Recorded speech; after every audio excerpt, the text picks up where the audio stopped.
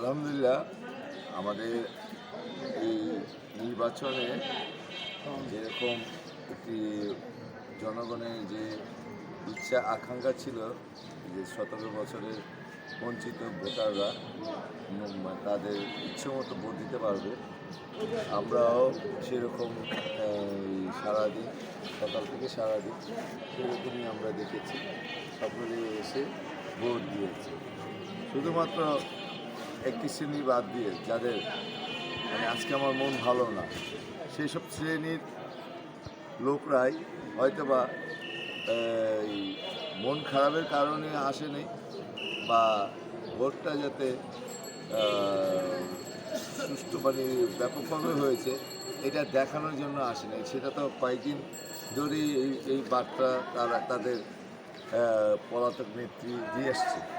তো আমাদের প্রত্যেকটি কেন্দ্রের মধ্যে শতভাগ বলবো না, 80-75% ভোট কাস্ট হয়েছে আমার ধারণা।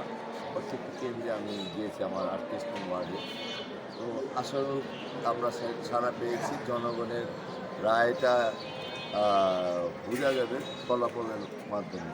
ইনশাআল্লাহ আপামর জনগণ জাতীয়তাবাদী দল বিএনপির জন্য তাদের যে রায়টা আমার মনে হয় এটা আমরা ফলাফলের মাধ্যমে দেখতে পারব। সারা বাংলাদেশে প্রায় 3 কোটি তরুণ। তো এই 3 কোটি তরুণের মধ্যে আপনার ঢাকা শহরে আপনার